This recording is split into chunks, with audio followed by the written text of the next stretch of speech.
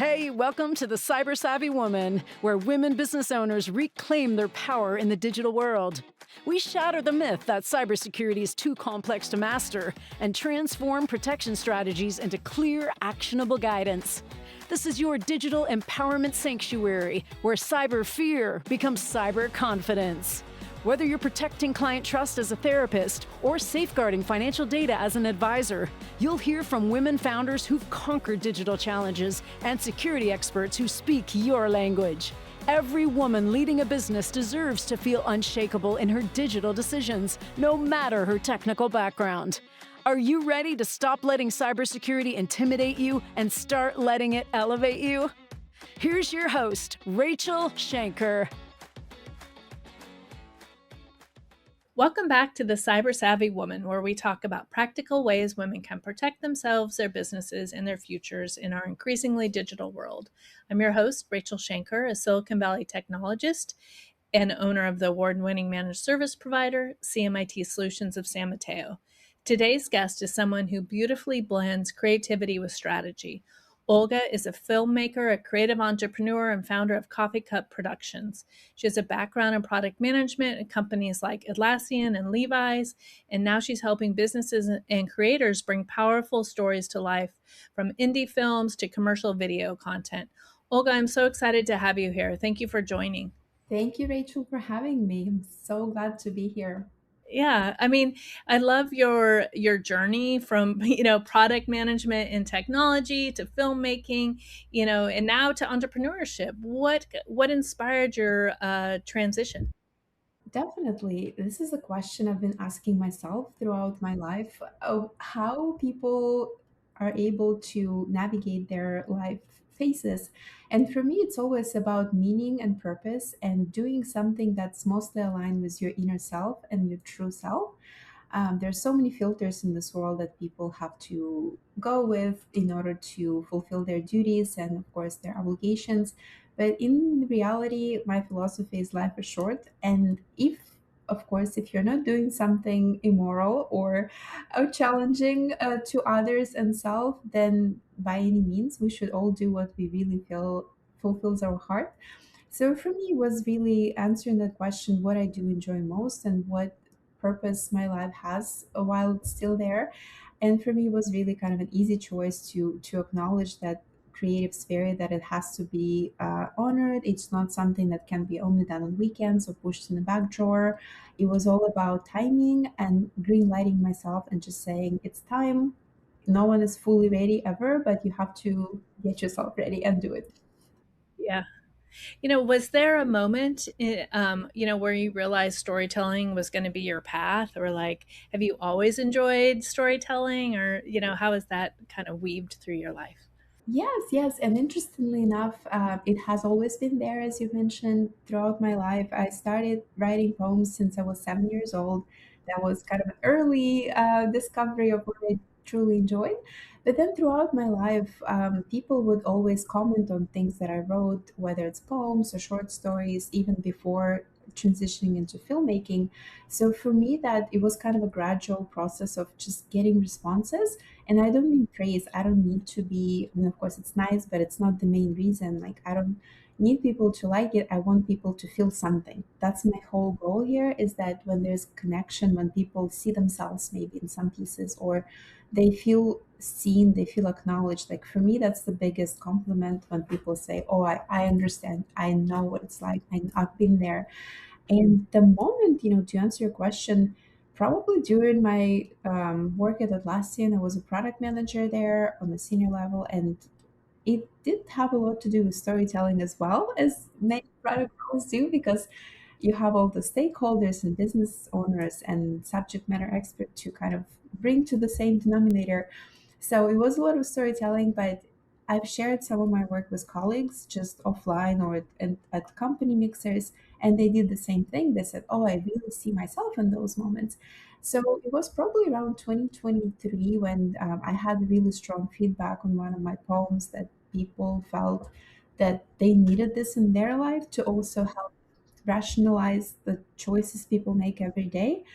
I thought, there's just enough people who feel the same way. So I should, instead of just doing something that I've been doing for decades to really do something that maybe helps people to feel seen, to feel more alive. So that was a moment kind of like, okay, now we decide how and when, but this was when. Yeah, no, I love that.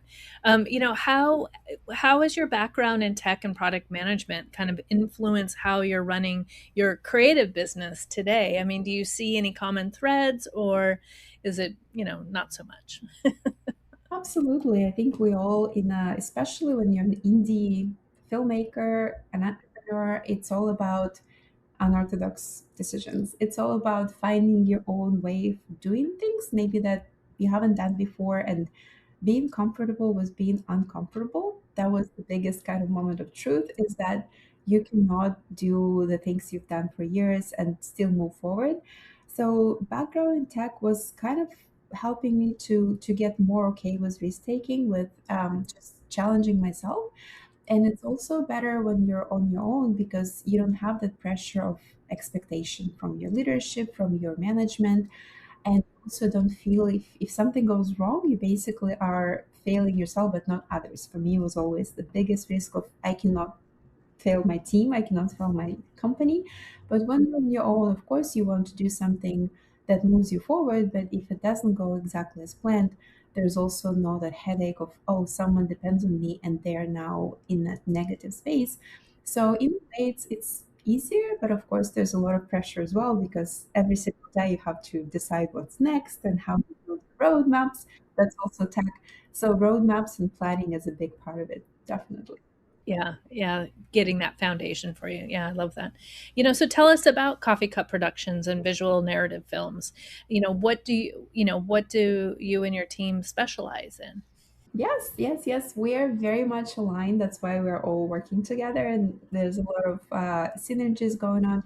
So I'll start with Coffee Cup. It's my baby. It's been around for almost 3 years now. And when I left corporate world, I launched this company to be really an advocate for mental health and for people who might feel lost or just they don't belong. So for me, it's a platform to tell stories, but also help businesses to find their voice and tell their stories so that it connects with other people. And in addition to consulting and kind of freelance projects, Coffee Cup is now, as of this month, is also a book publishing company. Oh, wow. Congrats. Thank you. I'm happy to announce that in June we're publishing my poetry book that contains 66 pieces. It's a love child of 15 years in the making, but it is happening finally. It's going to be available on Amazon and the bookstores as well. So it's digital and print book. We're finalizing cover art and all the assets, but this is happening. So that's kind of a new. Congratulations. That's major. Yeah. Thank you, Rachel. Thank you. Yeah, so it's add-on to Coffee Cup family, kind of like services and products that we offer. But as when it comes to visual narrative films, I joined the company full time in 2025, so it's been over a year now, as a partner, executive creative producer, and head of operations. And visual narrative films has been around for longer. It's been live since 2019, so it's been a while. Founded by Uni Rav, who is a filmmaker, primarily cinematographer. So his goal was always to also to share stories that showcase people that might have not been seen or maybe their voices would not have been heard. So we both align on that matter of bringing something to the world that is not common or cliche or copycat product. And so that's why it worked beautifully. We worked on multiple projects together prior to becoming partners. We did short films together, and early 2025, we did a feature film together where I was a producer of, and he was the cinematographer. And since then, we just thought, it's better to kind of join forces and move together as a team. So now we specialize in also short film, feature films, commercials, client projects for hire, as well as our own pipeline of projects. And as a team, we travel to film festivals, to film markets to really boost that storytelling for mental health and belonging. So, yeah, it's been really a strong partnership and looking forward to many more years. Yeah. You described your work as bringing stories, from script to screen. What does that process look like for your clients? How are you helping them bring it to fruition? Yes, yes, that's a really, I'll try to answer as concisely as possible. Yeah. Yeah, sure. I know it's a big one. You're like end to end, Rachel. Yes, yes, yes. Oh, it's a good one. Because yes, because a lot of businesses, especially when it comes to commercial projects, they have an idea what they're willing to bring to the world, but they don't have tools or maybe experience or just insight into the whole process. So, in a nutshell, script to screen means pre-production, production, post-production, and marketing. And when it comes to feature films, it also includes distribution, so final, fifth kind of stage of the whole process. So when, let's say, a business owner comes to us with their idea, they want a commercial, they want some mini documentary, maybe they want some showcase of their products or their people as a HR video, for example, we begin with understanding what is their end goal, what is their target audience, what is their market, what is their kind of vision, and what they're trying to accomplish and when.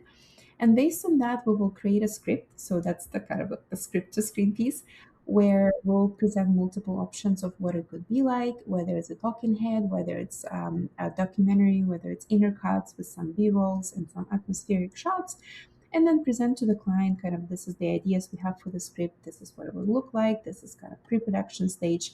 And once we're on the same page, client is happy, we chose an option, then next stage begins with location scouting, talent allocation, all the legal paperwork, contracts, kind of making sure everyone is on the same page. We have a budget, we have all the accounts in place. Then next stage is, of course, production, which is the shoot itself. So we go to location, whether it's client place or something that we rent, a studio or a neutral space. We do the shoot, which sounds easy, but it could take multiple days or weeks, depending on the scope of the project. Then, once it's done, we go to post production. This is again closely in collaboration with the client. So, I want to make sure they're happy with the color grading, with sound design, with any special effects, anything like texts and titles and packaging and any lower third. So, all of these beautiful things that we see online. And then once it's all over, then it goes to the client where they typically would do marketing on their own, where we help as well with our own network and channels and promotion. But then also, if it's a feature film or any kind of film project, we also help with distribution through our network. Distributors and sales agents, we see whether it's a fit for local market, US market, North America, Americas, Europe, Asia, or anywhere in between. So it really depends on what client is intending to do with their project. But yes, for us, it never stops. And we think marketing distribution from day one, not as an afterthought, but really kind of like where. Right, where are you going? Yeah, and how are you gonna get it out there? Yeah, I love that. A lot of times, business owners or founders, they may struggle with the video, maybe they don't wanna be in the video. Um, what makes your approach to marketing those videos differently, or how do you engage with a business owner that maybe should be in or what's your thought on that? Yeah, yeah, yeah. So actually, it's an interesting point because right now I'm working on a documentary where the main person of this whole film, who is a band founder and organizer in Belgium, he is not the person who's comfortable to be on camera. He specifically said that explicitly. He doesn't want to be the spokesperson for the band or for the industry. And so typically, it's all about stories, it's all about people. We never want to push anyone to do something they're not comfortable with. So it's about finding a common ground of what are they okay with, how much presence they're willing to share, and building relationships in pre-production in really kind of initial phases is critical because when there's trust, when there's this mutual understanding, it makes people much more inclined to share and to be okay, of course, with boundaries. So I would say understanding where they're coming from and how much they're willing to share is most critical step, but also finding alternatives. If someone doesn't want to be on camera, or maybe not as much as we as production company would like to, we then find for alternative solution, whether we use some b-rolls, we do inserts of maybe their office space, maybe their studio, maybe their band rehearsal, maybe travel to the airport. So there's so much content that people don't get to see unless they're part of the process. It could also be interviewing other people who would have something to say about the business or about the company or the person. And of course, to build that kind of 360-degree environment where it's not just talking head, but kind of understanding of the whole ecosystem. But it could also be more like a documentary style where you would show footage as voiceover goes through. So it's completely fine for the person not to be on camera as long as we are aligned on the overall delivery, overall vision. So there are a lot of ways, but I would say human aspect of it, building relationship, building trust is the most important. So when a business owner is maybe hesitant to be on video, are you ever able to kind of coach them into it? Have you seen that happen where at first they're like, no, no, but then eventually maybe with those suggestions you just had, you can kind of get them on camera? Is that kind of, does that happen also? I would wonder, yeah, if it's, Yes, it definitely did. Yeah, it's not about, being pushy or not about convincing someone to do what they're not willing to do, but we will also show them samples of what could be done without, of course, without any private information, but with consent of previous business owners or other people. So we could show them how it's done, and again, offer those alternatives. And most people, like I've never seen anyone who would say a hard no. Like most people would say, right, exactly. Yeah, I'd imagine. they would say no, and then they would think about it like, oh, Yeah, and eventually they're like, okay, I got this. exactly. Yeah, I love that. Let's talk a little bit more about your entrepreneurship and growth. You know, you are part of multiple ventures and collaborations. How do you kind of manage and prioritize across them? Are you really great time management skills, or is there an app that you use, or take us through how do you manage your time with all of that? Yeah, yeah, yeah. I think it's a question that a lot of people face, whether they're entrepreneurs or in general, especially people with families, kids, or other priorities in life. And the answer is before, while in tech companies, I would use a lot of apps and not just part of the workflow, but just because it's a habit, it's sort of what you do daily. So Jira, Confluence, Notion, Monday, you name them. So we're not promoting, not sponsored by any of those companies, but No, no, but leveraging, yes, yeah, yes, but it was kind of part of my day to day, even in personal tasks. And now, since it's been almost 3 years, like I try not to do any of that because it kind of, for me personally, I cannot speak for others, but for me, it also kind of hurdles of creativity. So for me, it's important to be flexible enough to still get the job done, still get all the commitments in place. But so I would say my number one app is Google Calendar, like anything to do with scheduling, time management. yeah. Do you write? I'm like a writer. Like I have like my calendar is like a page a day. I love, have one page for the day, and I like that. I like to do that. I mean, I always try those that you've said, I've tried them all, and then eventually I just go back to my calendar. Exactly. Yeah, so I do write. I have always my notepad, which does not look as pristine, Yes, exactly. Yeah. but it exists. But yes, Google Calendar, not just for meetings, but also for personal tasks or even work related. So I need 2 hours, like literally block 2 hours to create a acknowledgements page for the book, for example, or I need to get back to my video editor. So all of those things are usually scheduled. So I have work blocked in chunks. It makes it easier to kind of also switch between those mindsets, because when you're doing a workshop and then you're doing feedback and then you're doing your own work creatively, they're not the same mindsets that are needed. So I try to kind of block them, especially when it comes to meetings. So if possible, kind of have 3 hours of meetings and then no meetings so that I can do other things.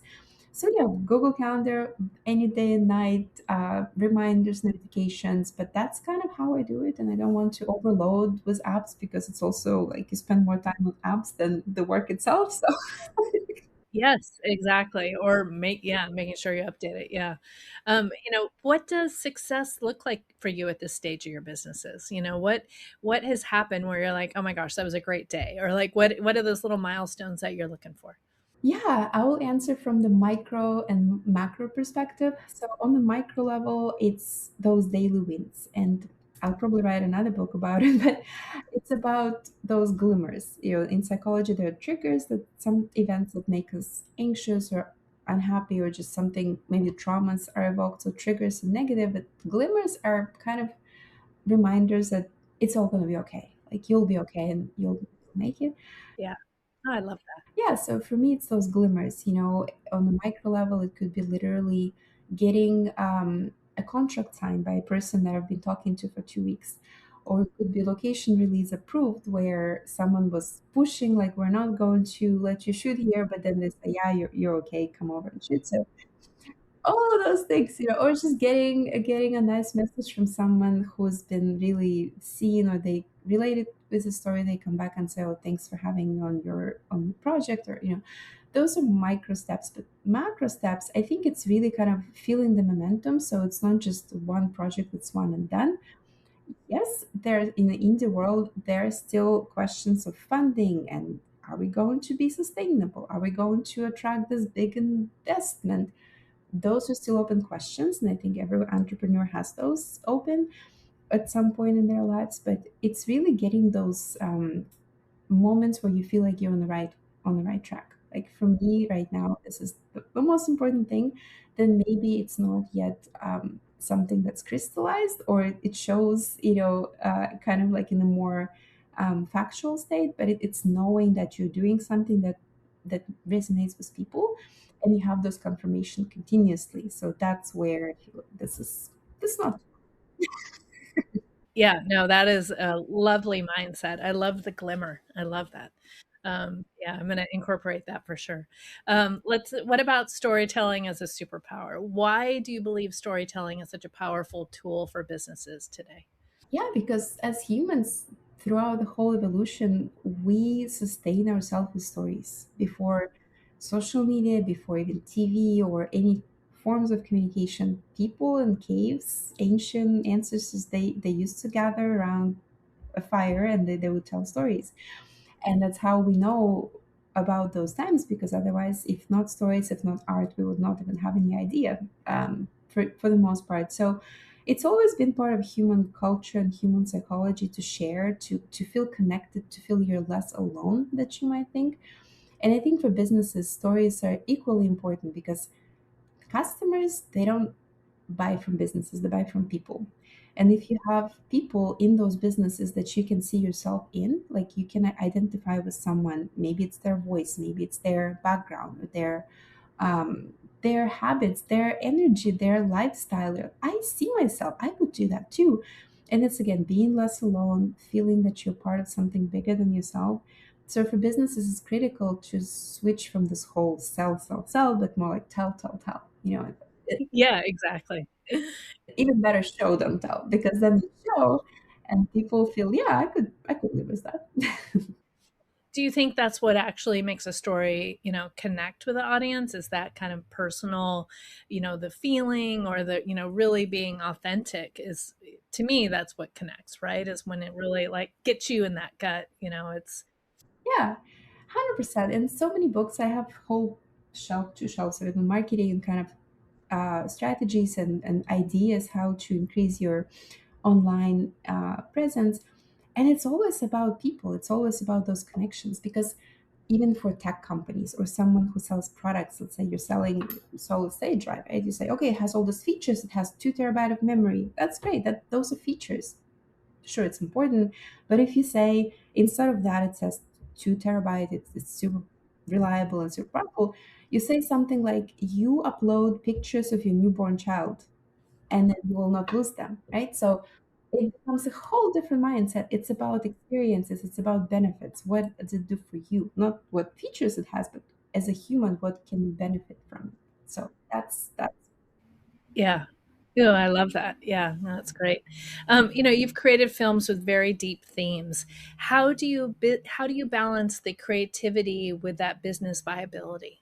yeah, there are some days where glimmers are very important, because without them, it feels there are more triggers than anything. But sometimes I just schedule a day off, and that means do not disturb. It means no notifications, no phone calls, no meetings, no people.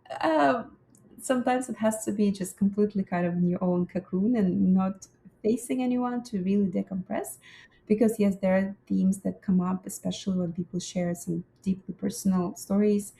It sort of lingers and it stays with you. And of course, it's important, and you're there for them. You also want to be respectful and not to cross any lines. But it does take a toll on kind of like your own mental well-being.